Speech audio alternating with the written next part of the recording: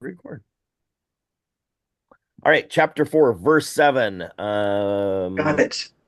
It says, all my affairs shall Tychicus declare unto you, who is a beloved brother and a faithful servant and fellow servant in the Lord.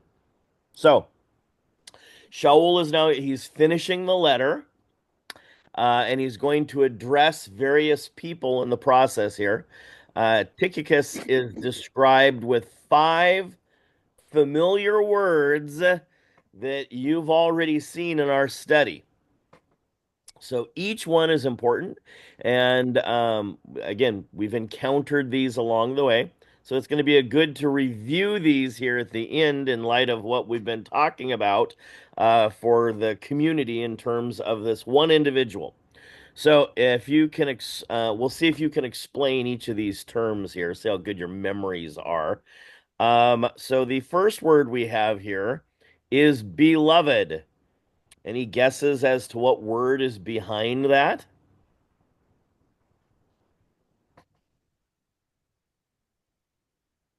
This is your pop quiz. You sit back my brain to work on a Shabbat morning. You bet. What's the root word of beloved?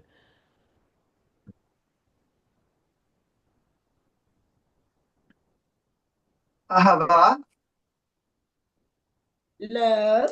Love. Good. Okay. So what is the Greek word for that Paul uses, Shaul uses for love that he rewrote the definition for? Agape. Agape. This is agapetos.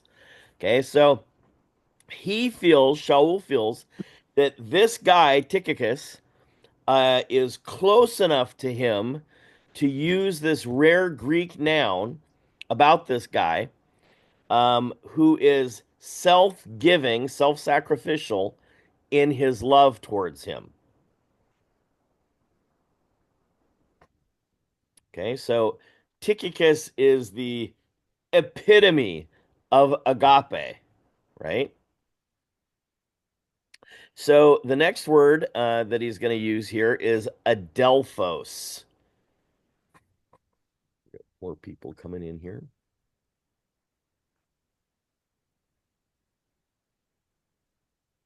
So adelphos, the root there is Delphi. We have a famous city that is named after this word. Brotherly. Say it again. Philadelphia. Philadelphia. Brotherly love. Brotherly love. So he calls him a brother, right? So he considers him part of his community, right? Just so we might say, at church, we'd say, "Hey, brother, how you doing?" Right? Not that they're your literal brother, that you're brothers in Messiah, right? So adelphos. Okay, next he calls him faithful. So this is the word pistos. It's related to the Hebrew word for amen. So in Hebrew, remember that amen is kind of related to the word truth, but it's not truth the way we think of truth today. So the point of pistos is that it's a truth that is reliable, is the point. In other words, it's something or someone that you can count on. So truth today in our Greek culture has the idea of a fact. Well, that's the truth. That's a fact. Okay. But facts aren't reliable. Okay, the If you next drop the word. ball, it falls. Sure. Uh, More people coming in. Okay, the next word he uses to describe Tychicus is diakonos. There's a famous word in the church that we would use. There were different people that worked on staff. Um, can you guess what word we would use to translate that today? Deacon. Deacon, right? Okay. But this is not what he's describing here for Tychicus, is not that he's a church deacon. Okay. That is our modern rendering of the word, understanding of the word. So remember that the root of this was a table waiter. Okay. Someone who waits tables. Now understand that serving is work. So the rabbis say that prayer is work. In other words, we have to work at prayer. Prayer's hard. It's hard to get that attitude and relationship and communication going. You have to work at it, just like other relationships that are significant in your life. So, one of the things you do to show faithfulness is to serve the other. One part of that is serving is prayer. So this guy, Tychicus, was what we would call today, in the Christian vernacular, a prayer warrior. Someone who takes to heart the situations of others and works on that through prayer. Okay, next up is doulos. So, has anybody in the congregation ever used a doula during birth? Um, I have acted as a doula before. So, what did you do? I served the birthing mother's needs. Okay, so is that what we're saying that Tychicus is? Was he a birthing mom? Nope. Definitely not. Okay, so doulos was a fellow bond servant. That's the way the NASB reads. And you remember we've talked about this. Doulos was the bottom level of the slaves. There were four classes of slaves. Doulos was the bottom level of that, and they had no rights. They were the ones of least value, basically property. So what Shaul is saying is that this guy, Tychicus, has the same humility and attitude that Shaul has. Because remember, Shaul started the letter and said, I'm a doulos.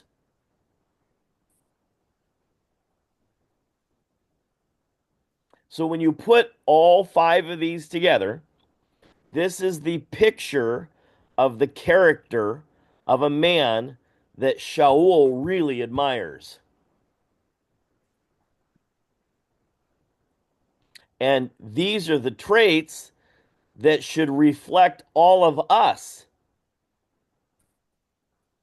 We want to ask the question, are we demonstrating these characteristics?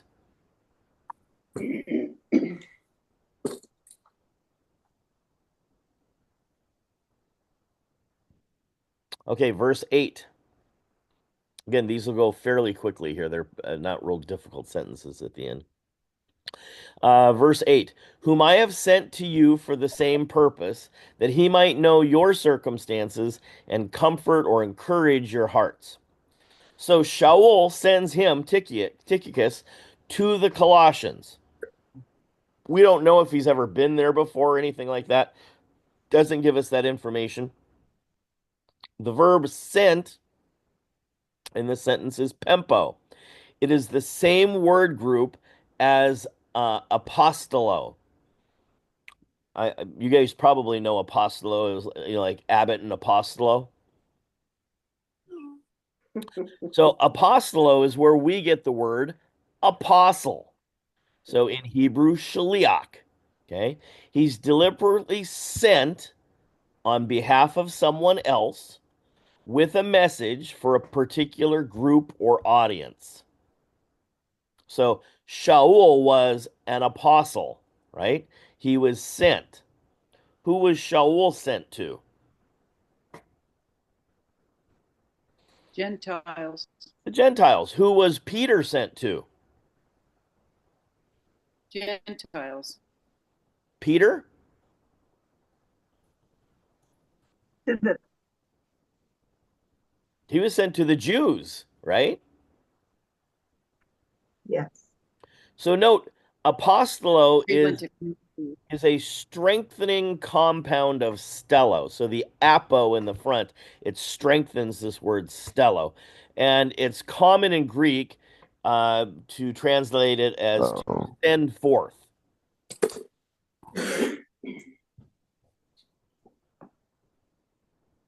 So it's like it has this sense of like commissioning someone, okay? Especially in Hellenistic Greek. So why did Shaul send Tychicus to the Colossians? What does the verse say? Why?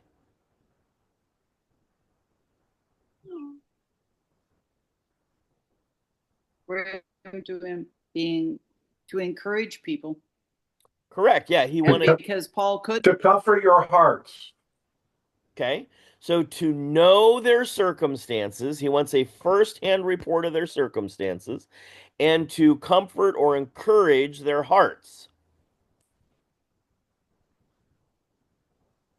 Now, this is really fascinating at this point because the circumstances that Shaul is in are dreadful. So he's going to come and tell them about Shaul's imprisonment and encourage them with that news.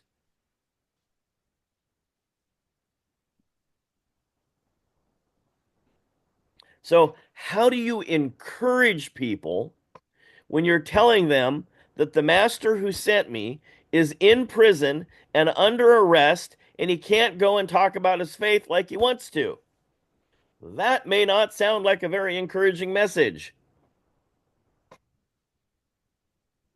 So, as the reader of this, it's that we have to figure out why is that encouraging? How does Shaul think that communicating that message is encouraging to these people? So remember who the Colossians are. They're ex-pagans who live in an environment where they have experienced exile from their city, from their society, from their families, all for their religious commitment. So in essence, they're kind of in a prison as well. Because even though they might be in chains, they have lost all their typical social connections. Did any of you experience that when you went down this road?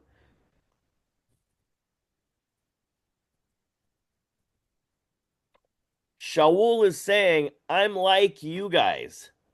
Therefore, I can empathize with what's going on with you because we're all sharing the same burden of being slaves to the Father and experiencing pushback, resistance from everybody around us. Oh, wait, is the road that you're on, did you not experience resistance yet? Hint, it's coming. So the encouragement that he's offering here isn't, let me tell you the good news. The encouragement is, I know exactly how you're feeling. I've been through it too. I'm going through it right now. So many translations use the word comfort in the sentence. But does comfort actually fit?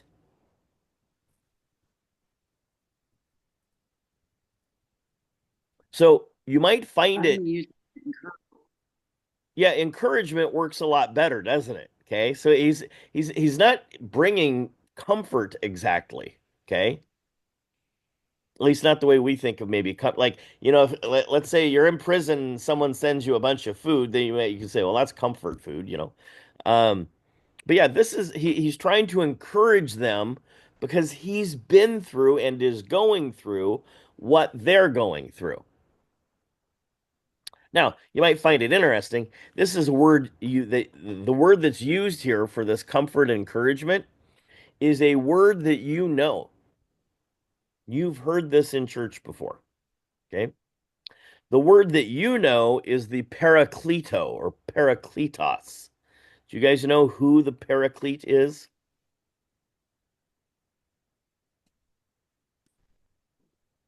Holy Spirit. Yeah. Okay. So this we call it the comforter, right? But it's not so much that it's just comforting, it's that he's the encourager. Okay. It's not just consoling you, but encouraging you when you're in need to press on. But it's not just mom holding you and patting you on the back, there, but saying, you got this. I know it's hard, but I believe in you.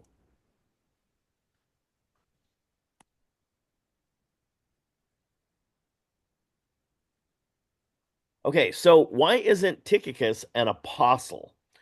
Like he doesn't get the the grandstand name and title and everything.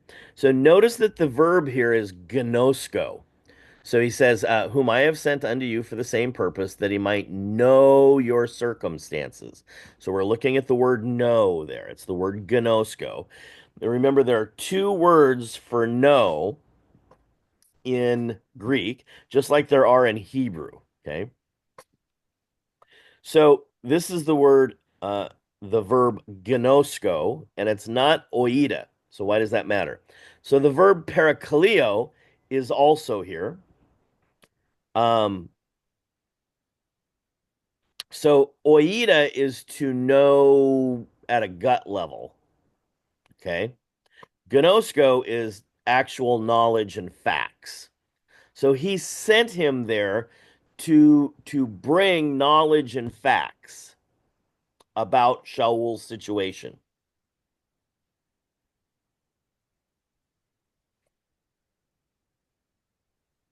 So what does this tell us about Shaul's present state of mind? How's Paul doing in prison, do you think?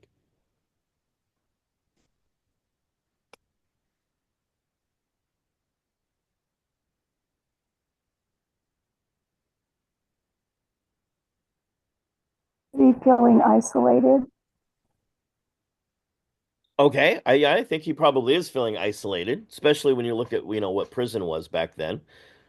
But even in his isolation, how's he coming across to the Colossians? Like, is he like, oh, woe is me, life sucks, I'm in prison, terrible, terrible. Or instead, what is he doing? He's encouraging them. He's coming from a place of strength while he's imprisoned. He's not sitting around worrying.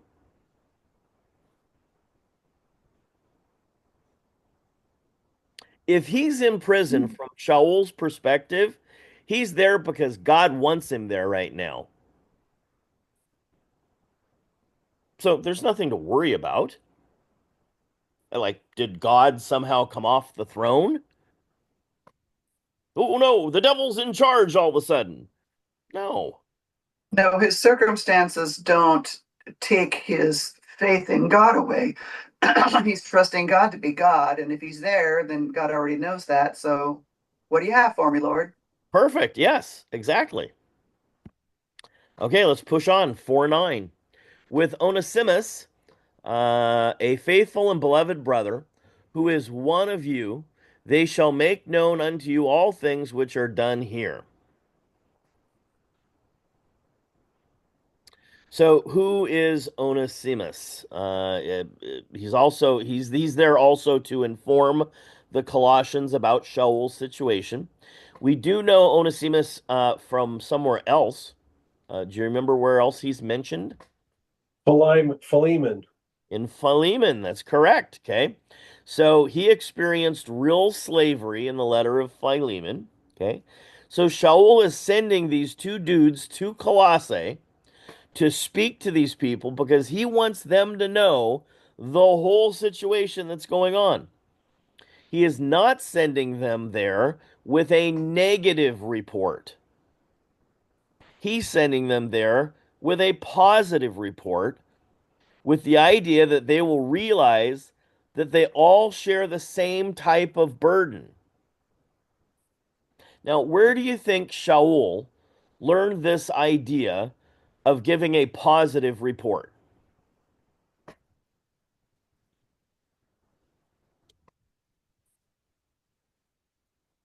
Maybe a Tony Robbins seminar.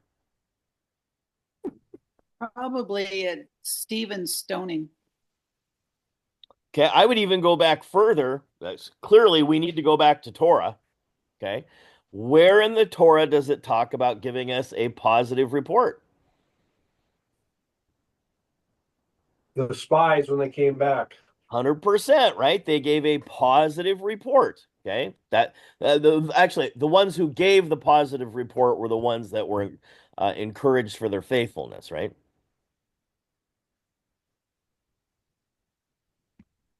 All right, verse 10.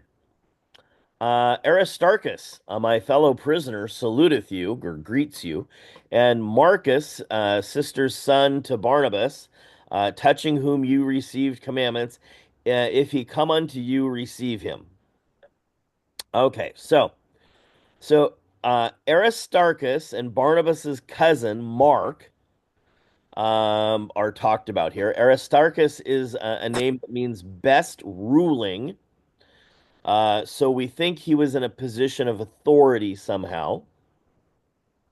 And we also know he was in prison with Shaul. We don't know why he's in prison, maybe due to religious persecution or commitment to Yeshua or something.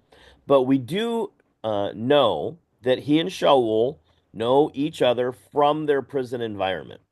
So my guess is he was some sort of official, or his family was. It could be a family name type thing.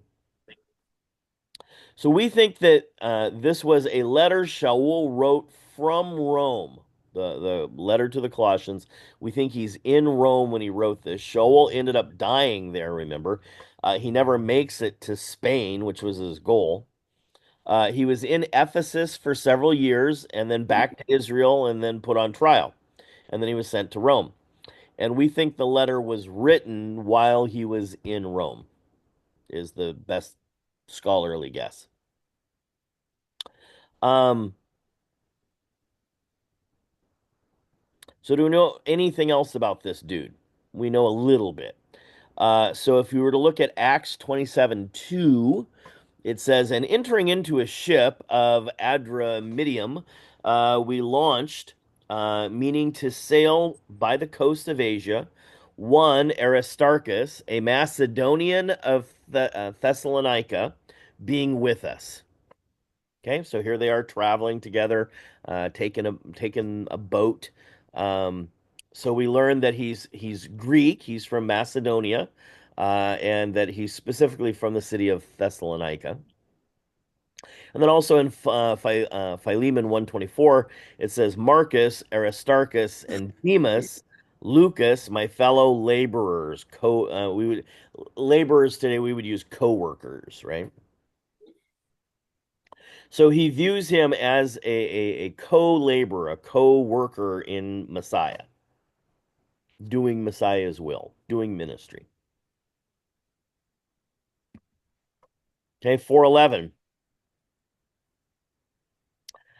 Depending upon your version here, and Jesus, which is called Justus, who are of the circumcision, these are only my fellow, these only are my fellow workers unto the kingdom of God, which have been a comfort unto me. Okay, so I need you to put your junior Bible scholar lenses on here for a minute and think pretty critically here. Let's just take that first clause. Jesus, which is called Justus.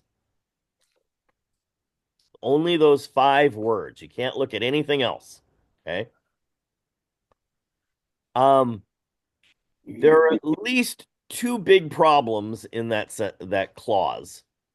Okay, in those 5 words. Can you guys, does anything pop off the page to you? Well, Jesus wasn't a word they would use. Okay, so It's got to be something else. Was there anything, was there anyone when this letter was written in the first century who was using the name Jesus? No. None. Not any. Zero, nada, zilch. Okay, wasn't available to us because the letter J didn't get invented until like the 1500s, right? So there was no one named Jesus and there was no one named Justice. Okay. So whatever this is, it would have been a Greek name. Okay. So So what are the Greek names in the text? yeah, so we would have Iesus is the Greek attempt to translate the Hebrew term for Jesus, right? And then Eostos is actually a Latin word, and it's written with an I. So there was no J. They used the letter I. Okay. And that letter I had a Y sounding to it. Yeah. Okay. So it says Eustace is called, or Jesus is called Eustace. Okay. So Shaul was familiar with him, and somehow in the group that included Barnabas and Mark. Um, so basically, Shaul is saying, I want you to recognize this guy is part of our company. He's one of us. So he's kind of like providing bona fides for the guy, right? So Shaul points out that these three are Aristarchus, Mark, and Justus are fellow laborers. And then he gives us one more detail that they're from the circumcised group. So we need to figure out what that meant. So remember that there is a big issue amongst the pagans regarding circumcision. At one point, he says circumcision is nothing. At another point, he says it is. Okay, he refuses to have Timothy circumcised, and then he has him circumcised. So when he says they are from the circumcision, we have to figure out what this means exactly to them, right? So he's discussing people with Greek names. He's not talking about Jews, right? So he's talking about Greeks who are co-workers in the kingdom. They are participating in the assembly of the Messiah.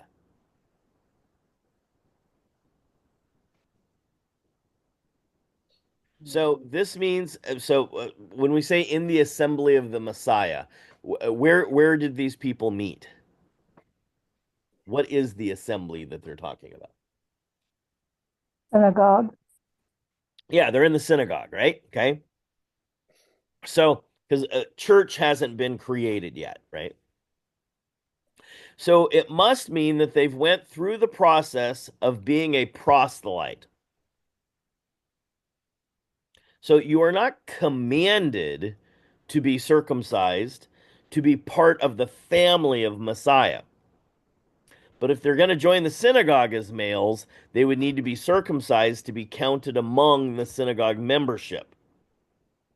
So Shaul is saying, here we have these Greek guys who were circumcised to be part of the assembly, and now he's recognizing them as fellow workers. So, in other words, they were Jewish proselytes who have accepted Messiah.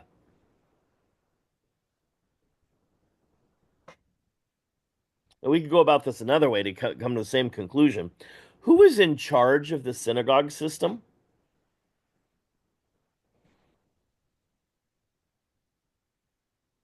Pharisees. The Pharisees were, yeah. Remember that it was the Sadducees were in charge of the temple. It was the Pharisees that were in charge of the synagogue system, okay? So when the temple got destroyed, the Sadducees were out of work. And the Pharisees were in charge of the synagogue, so they kind of took over. So remember in Acts 15, there was a certain group of believers who said that you need to be circumcised to be saved. Who were they? The Pharisees, or it calls them the circumcision group. So there were two groups, the circumcision and the uncircumcision. Elsewhere, we would just simply say Jews and Gentiles. When Shaul goes to Corinth or Ephesus, he always goes to the assembly first, meaning the synagogue. Okay. And he spends a lot of time talking to people there about Messiah. Now, in the synagogue, there are five classes of people in the first century Israel. In the assembly, you got five groups of people. You have Orthodox Jews who are not believers in Messiah Yeshua. You have Orthodox Jews who believe that Yeshua is the Messiah. You have Gentiles who are proselytes to Judaism, but they are not believers in Messiah and they're not Jewish. You have Gentile proselytes who are believers in Messiah, and then you have Gentiles who are believers in Messiah, period, who are not proselytes, not following Orthodox Judaism of their day. Okay, they're not proselytes. So we see examples of these in Romans, the book of Romans. Believers in Mashiach, but not orthodoxically. Okay, orthodoxically, yeah. So another example would be us. Okay, we don't follow Jewish orthodoxy, but we're believers in Mashiach, Messiah Yeshua. So we all come from a Gentile background. You may or may not accept some Jewish orthodoxy. Maybe you like to light candles at dinner. Maybe you don't like to light candles at dinner. Okay, but you don't accept all of it. And remember that the letter to Romans is written not to Christians, but to Gentile believers in Messiah who are participating in a Jewish Orthodox synagogue. And if you have that view in mind, that audience in mind, it changes how you read what Shaul is talking about in the book of Romans. In fact, there's a great commentary book by a guy named Mark Nanos to read that you can read about, and he tackles Romans and discusses all of this, and it helps you comprehend why that audience is so important to understand what Shaul is saying. So we want to be really clear what Shaul's argument is. You do not have to be a Jew to be a believer in Messiah, and you are welcome in the community. So, a little story to share. I was in the locker room at the gym because I don't spend all of my time in the hot tub. And I'm getting dressed, and this guy looks over at me, and he goes, "Are those Jewish tassels?" And I looked at him and I said, "No, they're not Jewish tassels. They're God's tassels.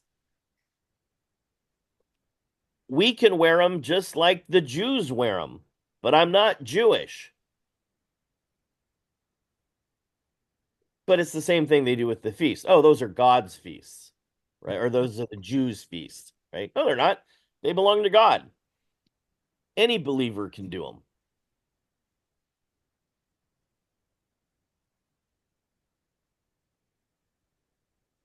So whether you are Orthodox or not, it's only after you get into the community that it explains to you the importance of the Mosaic law. Again, go back to Acts chapter 15 for specifics.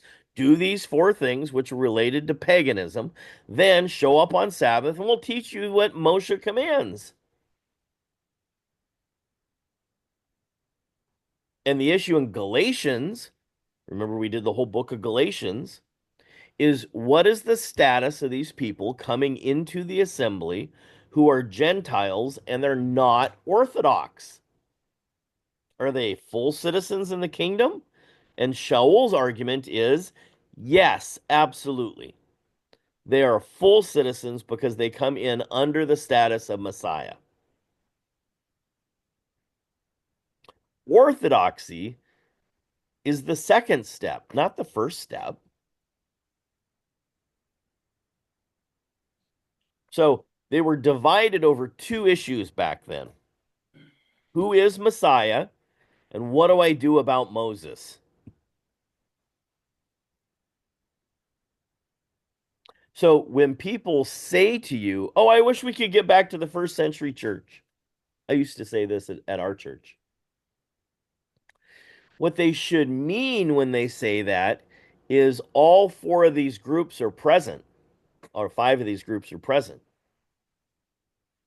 But is that what they mean to say that today? Is that what I meant when I said it? No, I didn't even know these groups existed. So the question is, where is that on the earth today? Can we find that group anywhere on earth today? Not really. Yeah.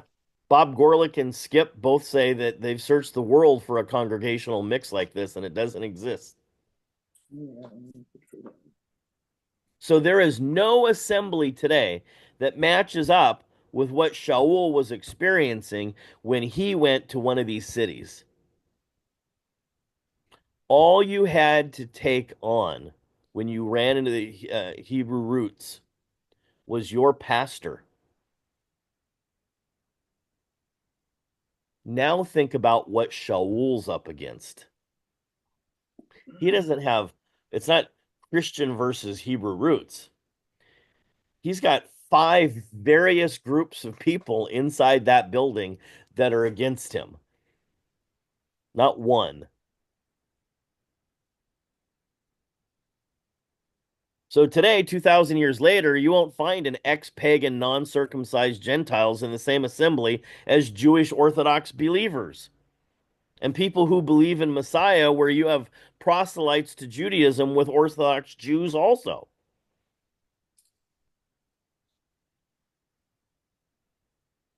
There is so much doctrinal divide that those groups of people don't meet together anymore.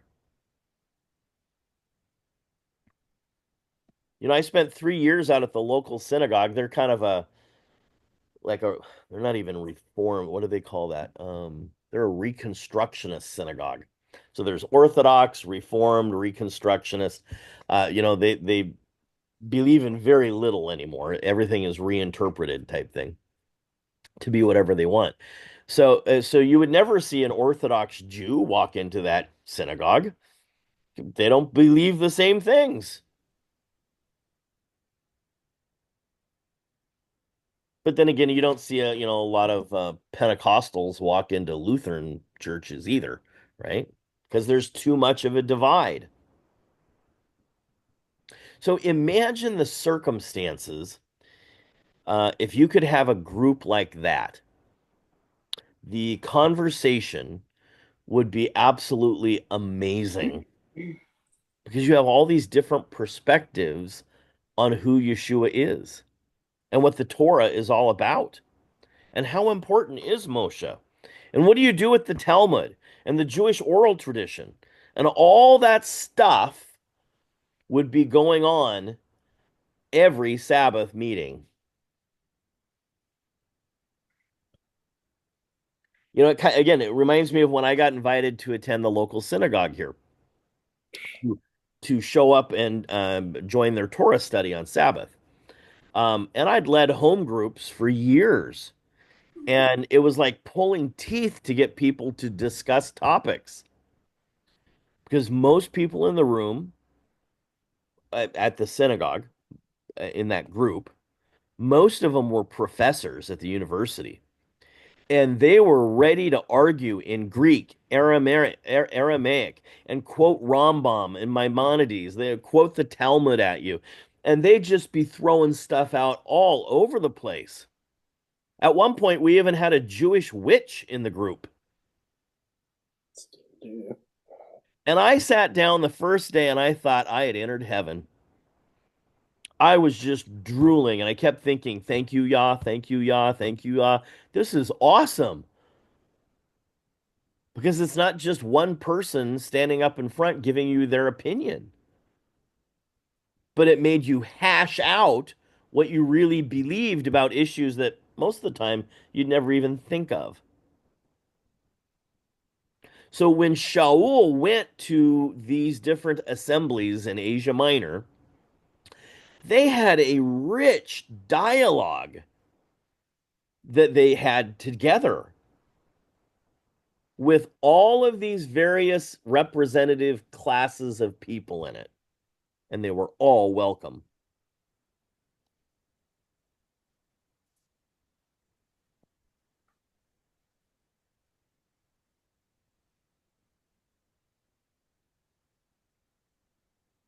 So, verse 12, next guy up, Epaphras, who is one of you, a servant of Yeshua HaMashiach, salutes you, always laboring fervently for you in prayers, that ye may stand perfect and complete or fully assured, depending upon your version, in all the will of God. So here again, we have Epaphras is called a doulos. So by now, you should realize this doesn't just mean bond servant, okay? This is the lowest class of slave available.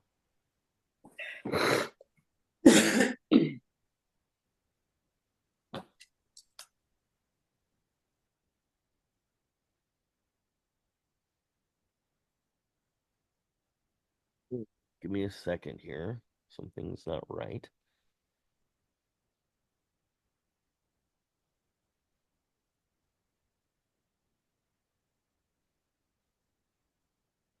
So that's what it was. Okay, so in the first clause here, Epaphras, one who is one of you, a servant of. Do you guys have Jesus Christ? What do you guys have there for the next part? A servant of whom? Messiah. Yeshua.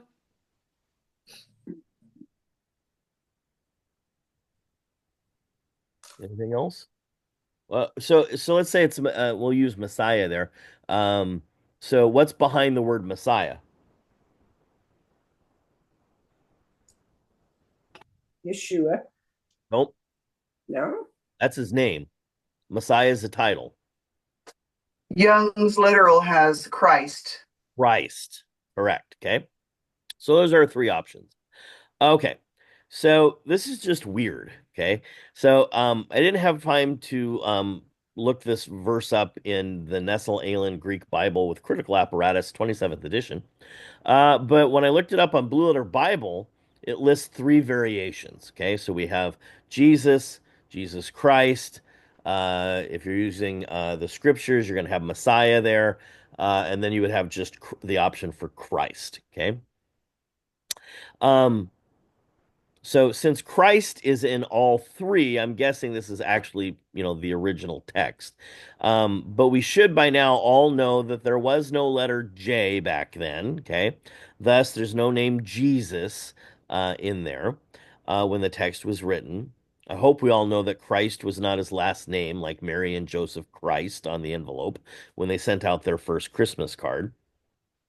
Mhm. So Christ is Mashiach in the Hebrew, right? Meaning the anointed one. In the Greek, Messiah. I always love it when everybody wants to be Hebrew and everybody starts using the word Messiah because Messiah is the Greek word. Um, so notice also, so in other words, there isn't the so in the text it says Messiah. It doesn't. There may be a variant text that says Jesus in there. Okay, Yeshua. But it's mostly just his title, Messiah. Okay. So notice also the word laboring in prayer. So here again is the idea that prayer is work. So the verb used there is agonizomai. So can you hear an English word in there?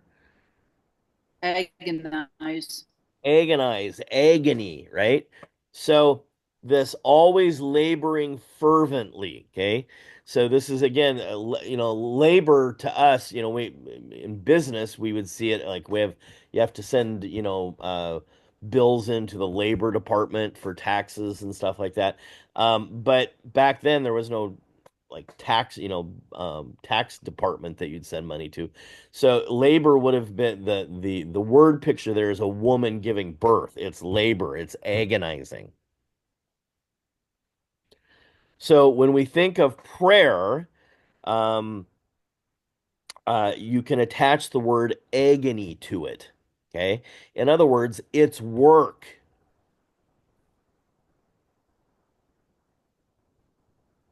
So again, a little warning here. End of letter quiz coming. Get ready. So look at just that sentence. Okay. Don't look anywhere else. What is the goal of Epaphras's prayers?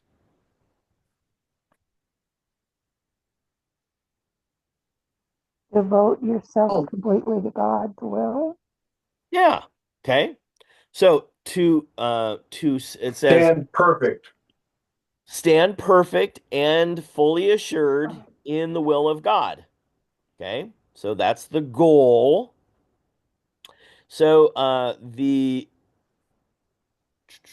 word stand there in Hebrew, this would be kum, like we have the Qumran scrolls. So sometimes histemi in the Greek is the word stand. We would get it arise and kum, shine. or also it's used for amad. So you may be familiar with the Amidah prayers. Okay, so the Amidah they're the standing prayers, okay, to stand. But it has this sense of to be firm and established, right? So the word perfect there is the word teleos. It is often used for shalom or tamim. So in the Greek and English, we use the word perfect. Okay. But Hebrew doesn't have a word for perfect. Hebrew uses this idea of completion. Okay. So the tamim offering was or the tamid offering was the whole burnt offering. Okay. It's the all. Then we have this word pleriforio, again translated complete. You would actually know this word. We have all had to work through this sentence before. You would know it from Matthew chapter 7. So, pleriforio, the root word is pleruo. Um, this is where he says, I have not done away with the Torah, but I have made it Well, full, complete. Okay. So this is so I tend to like where it says you may stand perfect and fully assured in some versions. Okay. So perfect and full. Um, so what does Epaphras hope that this person will be fully aware of? That he wants them to stand perfect and be fully aware of what? The will of God. the will of God. Will of God. Okay. And who wouldn't want that? Do you guys want that in your life? I'd like that, a little bit of that, right? Yep. Okay. So this is the phrase thelema theo. So the will of God. And we've discussed this. Shaul has discussed this previously with us. remember that he's closing down the letter. Okay, he's wrapping things up, as a comic would say. It's a callback. He's making a callback to this. In English, we might call it a reverse paragraph hook. Okay, he's tying it all together. So, do you remember the difference between thalo and bulamai? They can both be translated the will, but they mean two totally different things.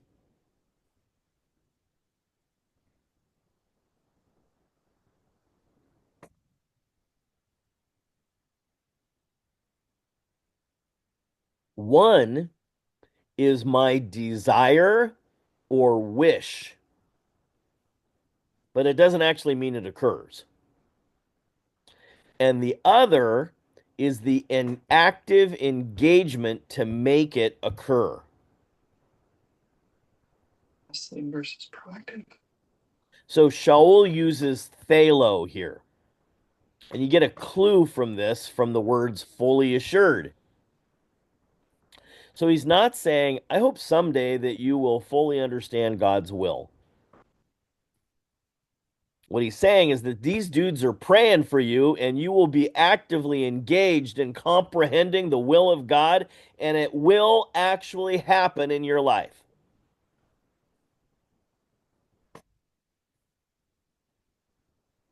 So the labor of their prayer is not over their desire for these people to be fully informed of Yah's will. The labor of their prayer is that they will actually know it and be able to do it.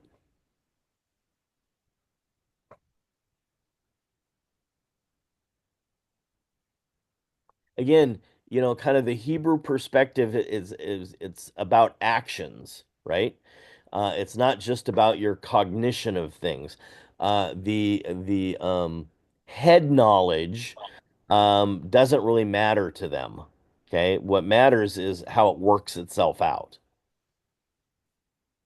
Again, the Shema, hear, O Israel. Hear doesn't mean just listen. That's just head knowledge that facts got stuck in your head.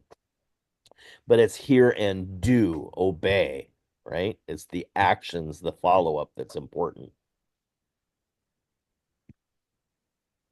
So I want to look at this laboring earnestly here just for a second. This actually comes from Skip. I thought he had a couple great points in here. So what would happen if you did nothing but pray? Would you be comfortable with that? So the language itself makes us kind of uneasy. Did you notice the nothing in the question? It's almost as if prayer is really nothing. No action, no real effort, nothing substantial. Of course, that isn't the biblical point or view of prayer at all. From a biblical point of view, prayer is work and very hard work. So I would make the example, the analogy that prayer is your communicative style. Prayer is your the communication of your relationship between you and God. Okay, what you guys talk about. So that should be absolutely no different than your relationship with your spouse or a significant other in your life. So if our view, well, prayer's really easy. I do it every day. Anybody can pray. Yeah, okay. How's that working with you and your wife? I'm betting you're failing at it because any relationship takes work. It takes communication. It takes effort. And the better the relationship you want, the more work it's going to take. So prayer isn't easy. Yep. Prayer's tough. Prayer's hard. And in his words, laboring earnestly. It's labor. It's agonizing. So So, go ahead. I was just gonna say, James 2:14 through 26 is very similar to what you're preaching on right now, and that is the faith without works. And it goes in there, and there in several spots it says that faith without works is dead. It's meaningless. And that's the same with prayer without putting the work in. Prayer without works is also meaningless and dead. So yeah, if it's just, again, like as a kid, in the Catholic Church, I had to memorize, the Lord's Prayer and Mary's Prayer and, different prayers, and they were just rote things I said, right? There's no meaning behind it. Go try to have a relationship with your spouse using rote language. Not going to be a good relationship. So this Epaphras guy, he labored earnestly, agonizingly in prayer. So the Greek uses this phrase, pantote agonizomenos. Um, and this idea of agonizing has the context of tears. You're crying, okay? So in other words, Epaphras probably puts most of us to shame.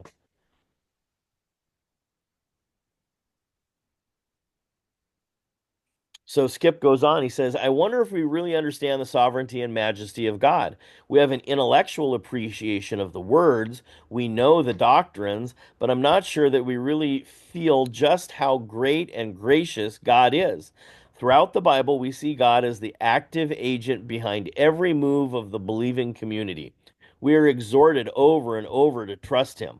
Prophets consistently remind us that human effort accomplishes nothing unless it is aligned with God. And we find example after example of God's intervention in the human chronology as a result of true submission and humility. We see that prayer, in all of its 24 Hebrew forms, there are many words for prayer, is the engine that powers nearly everything God does.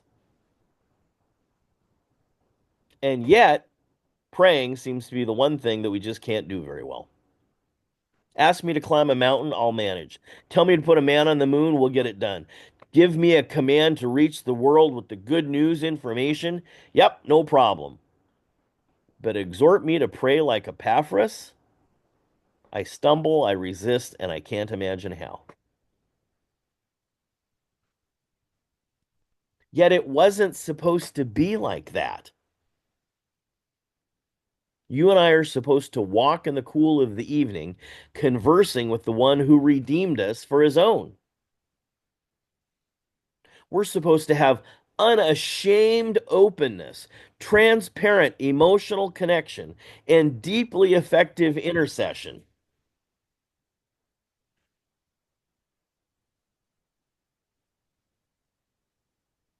What did Jesus do? He wept.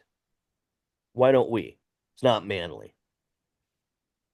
If the Son of God looked out on the city of the lost and could not hold back his tears, what has happened to us that our lives are so occupied with our routine and our personal needs that we don't even sigh? In fact, we do the opposite. We go, oh, those damn liberals.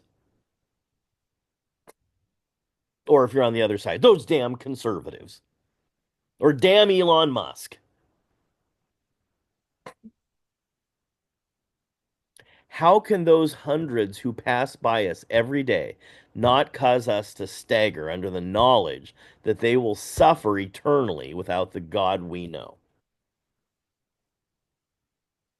So Epaphras wasn't agonizing over his own needs.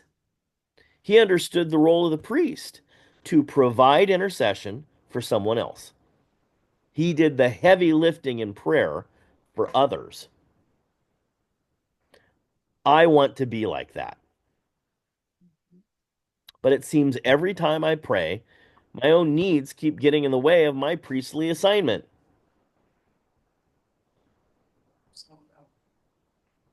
Now, maybe that's just my experience. Anybody ever fall asleep during prayer before?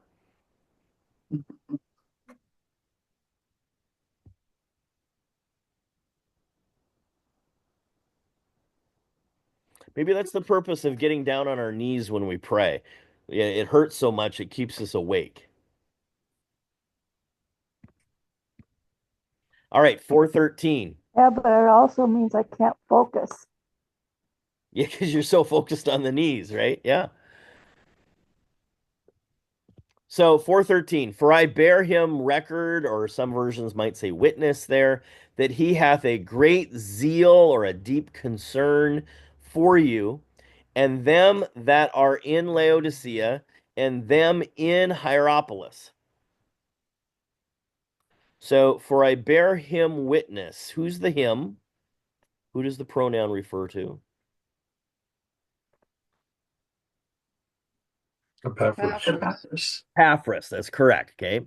So I bear Epaphras witness that he, Epaphras, has a deep concern for you. Who's the you? Colossians. The Colossians, and them that are in Laodicea, and them that are in Hierapolis. Okay. Um, so Shaul testifies about Epaphras here. The Greek verb there for I bear him record or witness, you'll like this one. It's the Greek verb martyrio. Do you know what English word we get from that?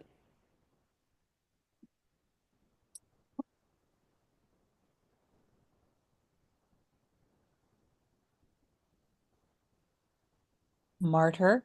Martyr. Yeah. So this deep concern in the Greek, this is Paulian ponos.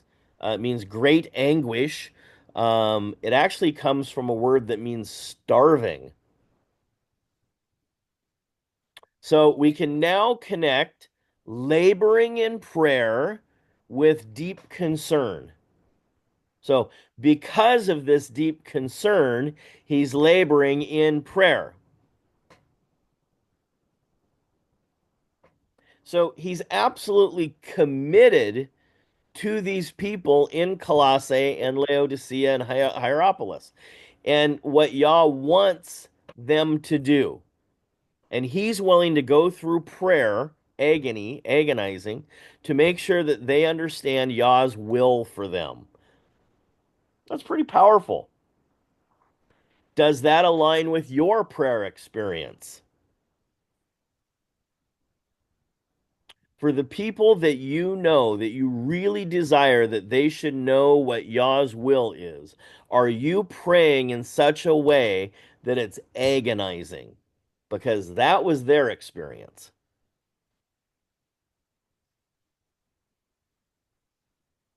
Now, I've experienced this a few times where have laid on the floor crying and moaning for people, very intense experience. And you barely have the words because you're feeling such empathy for this people or people group person. Um, so this is actually a really amazing statement that Shoal provides us here about a life of prayer and what it's like.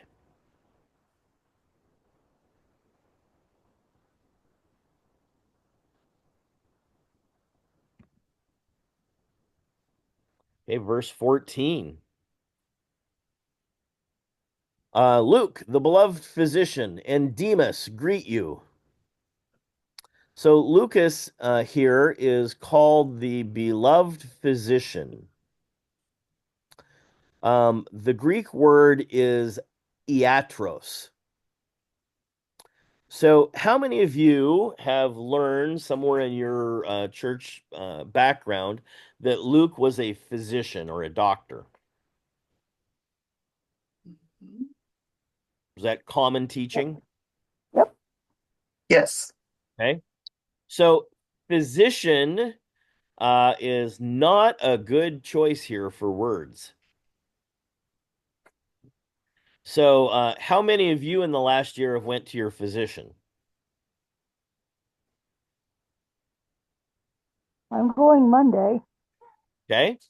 Anybody here been to a surgeon? Yep. Okay. Were they all trained in medical school? Yep. That is not what we are talking about here. So when it said Luke is Luke is a physician, Luke's a doctor, right? We tend to go to what doctor means to us today, okay?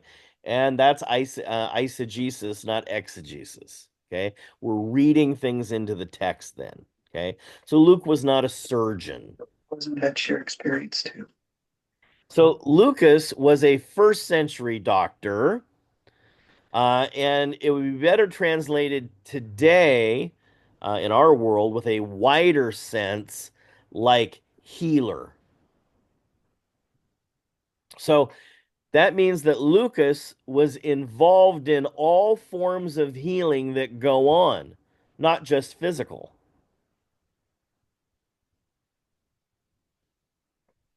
So he was likely a spiritual counselor. He likely used what we would call today alternative medicine or homeopathic medicines. Whatever was available to help people is what he did.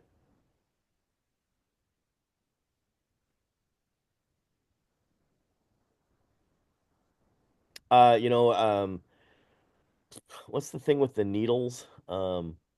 Acupuncture today, massage therapy today, um, chiropractic medicine. These were, and again, I don't know that those three specifically existed in Israel those days, but those are kind of alternative things that we would use today, as opposed to here, take a pill, or here, let me cut that out of you. Okay.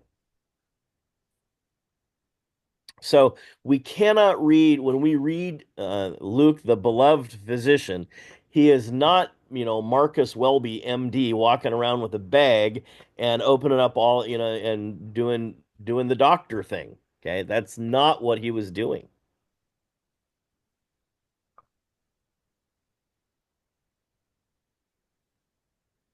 Um,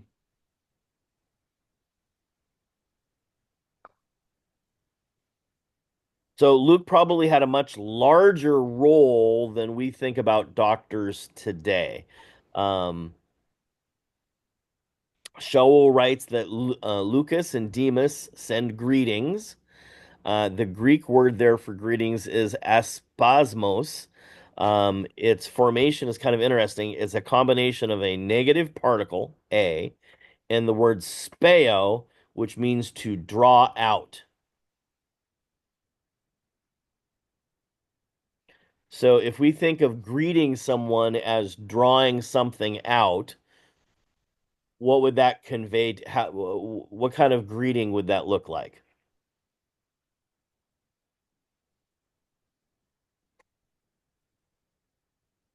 Beckoning or welcoming. Okay. Yeah. Is it simply going, hey? That's not very winsome. I would assume there's some form of enticing going on. How are you doing? Right? Yeah, so this weekend I had this meeting with a brokerage account manager that I've known for about 10 years at Vero's Coffee. And her son trained in karate with me, and I had some questions trying to understand some things. And and again, another story that didn't happen in a hot tub. I'm pretty excited about this. So we hadn't seen each other for almost a year, and I walked up to the table and she stood up. I was running late, and I gave her a big hug and a kiss on the cheek and expressed how good it was to see her again. And we held each other in our arms. Welcome to a first century greeting.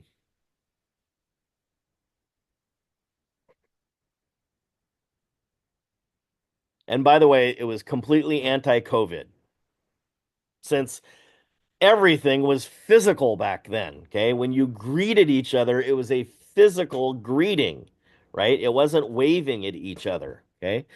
Remember, Shaul says in another letter, greet them with a holy kiss. Very kind of Italian thing, very French thing. You mean they didn't bump elbows? Fist bump. Yeah. Now, we're not making out standing in Veros, right? She's married. Okay. Um, this would be, much more common in Italy or France, in Europe, than we tend to do in America type thing. But greetings for them were physical demonstrations. And as you're doing that, again, you're asking, how are you? Right? You're eliciting information, you're drawing information out of them right from the very beginning. Okay, verse 15. Salute the brethren which are in Laodicea and Nymphas and the church which is in his house. Um,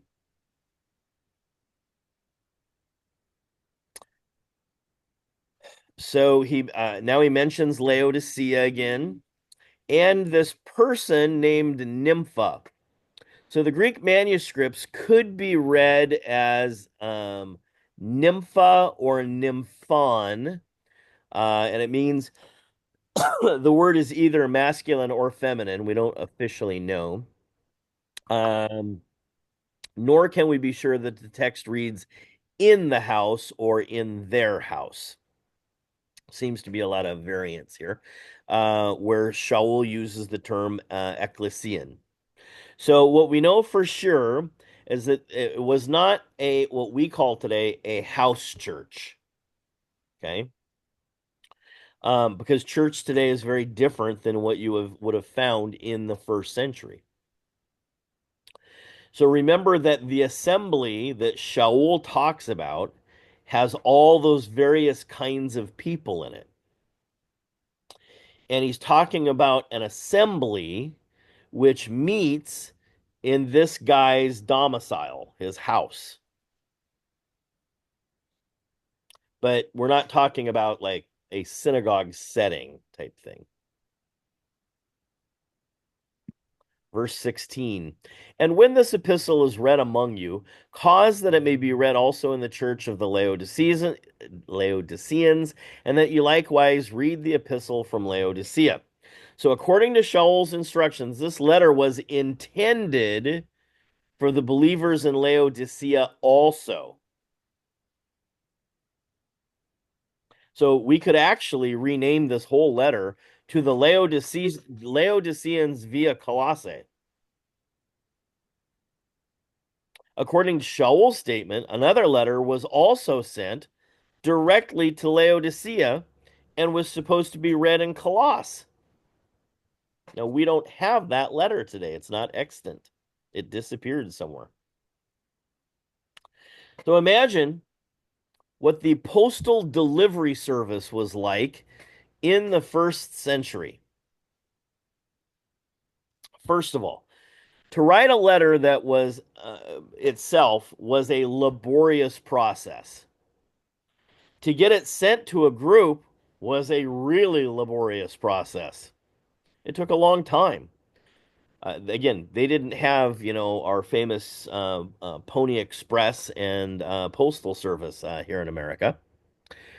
So to get it sent to a group took a very long time. You wrote the letters, and you expected that letter to be circulated because otherwise you couldn't communicate to all these people. So Shaul writes a letter with the intention that it would be passed from assembly to assembly to assembly.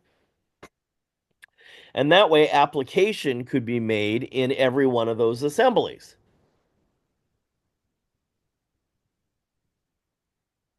So what does this imply? What could this mean for our collection of books that we call the canon?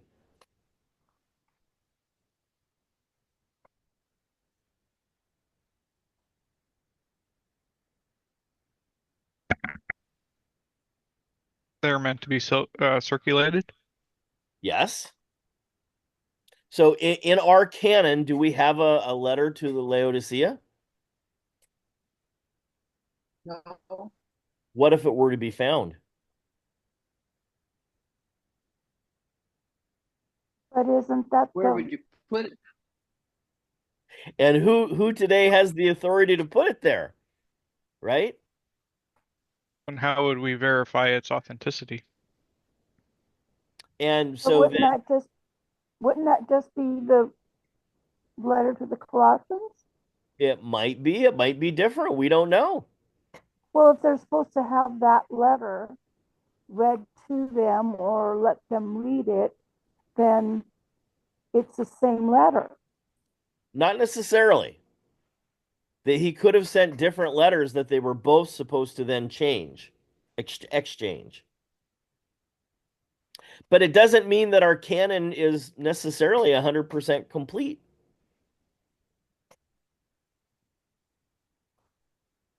Now, the Greek word for letter is epistle, which means what is written. So it's any communication in written form about anything is an epistle. Okay. So whatever Shaul writes has to be passed around, which means someone has to carry them there. The Greek word for read is anagnosko, and you can hear gnosko in there, knowledge, which means to know exactly or to recognize. And it's mostly used to refer to public readings.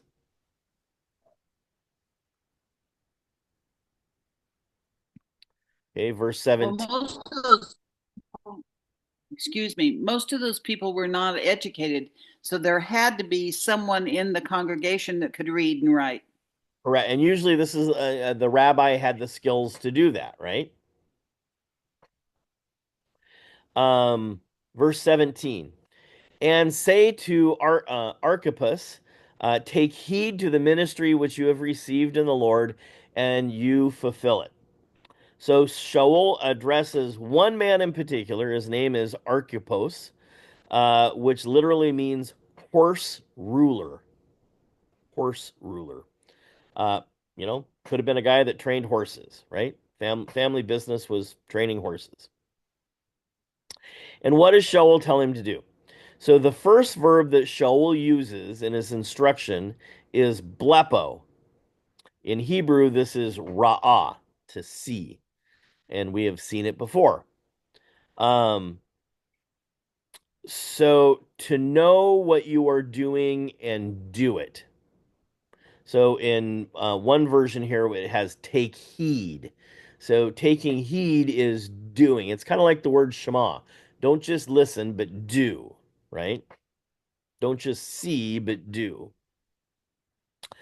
So take heed to the ministry.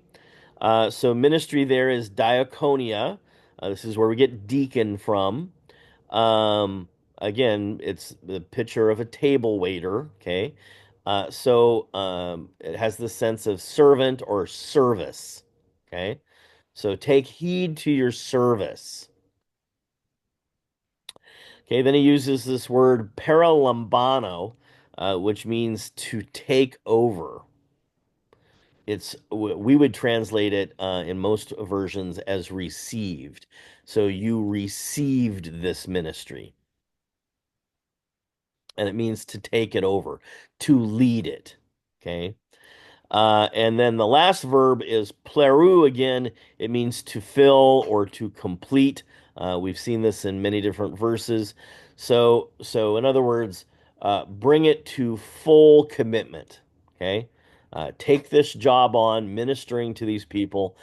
Pay attention to it, do it, and bring it into its fullest sense of meaning in life.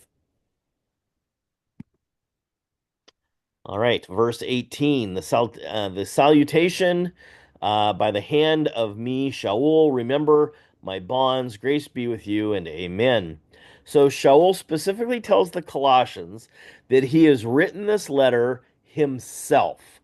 Now, why would he say this? There actually is no word for right there. So it's we've looked at this before. It's called an ellipsis. Okay, we looked at that in Ephesians 5:22 before. Um, so the Greek text employs the ellipsis. It's a missing word that is assumed by the context. Um, but in when we looked at Ephesians, when it was talking about husbands and wives, in that case, it had a very crucial impact. Here, it's a very obvious kind of thing. So the salutation by the hand of me, Shaul. So it doesn't say written by the hand of me, it's just implied. What Shaul is basically saying is, I didn't use a secretary because it was typical in the first century to dictate letters to someone who was a better scribe and could handle the Greek vocabulary. So, I would dictate, and a scribe or a secretary would write it down, and they would, make sure that they're copying what I'm saying, and they would correct my grammar, um, and so that it would be properly communicated. But Shaul didn't do that this time. He says, I wrote this. I'm sending you this because he wants them to realize this is more than just a communication of instruction. This is a personal endeavor on his behalf to be empathetic and involved with them in such a way that he actually spent the time to do it himself. I think even today, most people would understand, sending a text is different than sending an email, is different than sending a postcard, is different than sending a full-fledged letter that you wrote out to someone, right? They have increasing letters of commitment and importance to them. And it's really important because Shaul does not say this with all of his letters. Only a couple does he say, I did this myself. So he's very concerned, just like Epaphras, he's very concerned about what happens in Colossae that he actually pens the letter himself. And he says, remember my chains.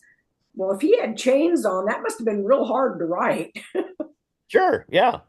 I mean, it would have been hard for him. Now, he asked the audience to remember his imprisonment. Now, the Greek verb is pneumonio.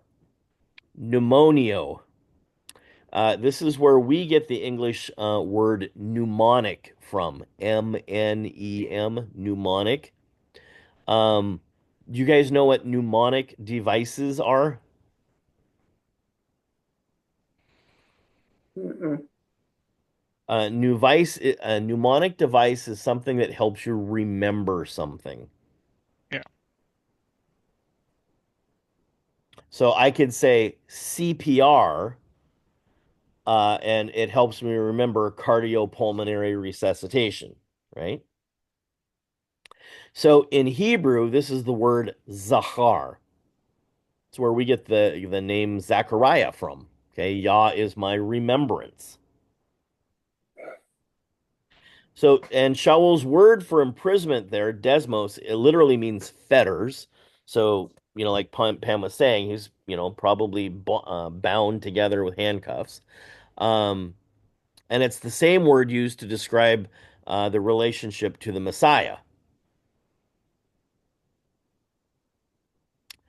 Shaul ends the letter with the one word, charis, grace. If you recall, he started the letter with charis also, and he ends the letter with the same thing. They're little bookends. So this is the same word that Yeshua uses when he comes out of the tomb and he meets the women. So typically the greeting would be shalom, but he doesn't use that, and instead he employs grace. So something has shifted this messianic community from thinking well-being to thinking joy. So he starts and he ends with an attitude of joy. And then what do you guys have for the very last word in that sentence? Amen. Yeah, it's not there in the text. We've added it. Ah, Kind of funny. No, I've got CJD, so it says grace be with you. And then it Um, stops. Yeah. Because that's what the text does. It stops. There is no amen. yeah. But also, the beginning of 18, it says, this greeting I Mhm. shall write with my own hand. So by reading that, I see that it's like it's just that part that he writes, and it wasn't the whole letter. But Yeah, no, it's referring to the whole thing for sure. okay, Yep. At All the right. end of Colossians, um, First Colossians 16, he says on verse 21, the greeting is in my own hand. So is that for the whole of Colossians or just the salutation? Yeah, no, it's the whole thing. Yeah, that's the way I take it from the word usage there. Let me pull something up here and just double check something.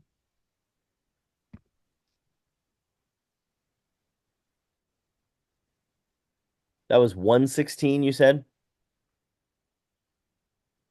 Yeah, First Corinthians 16:21. oh, okay.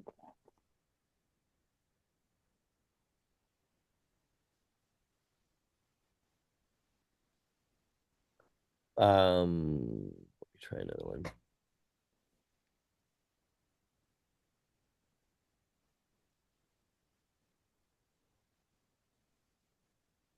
Hmm.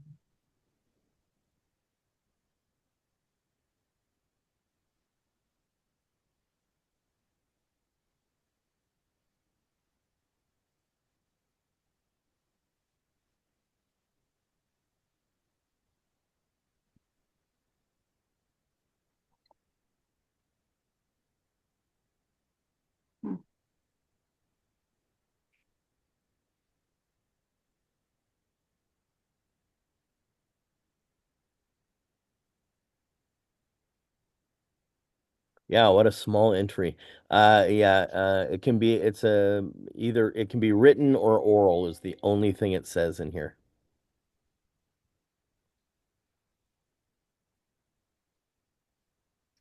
Let's try that.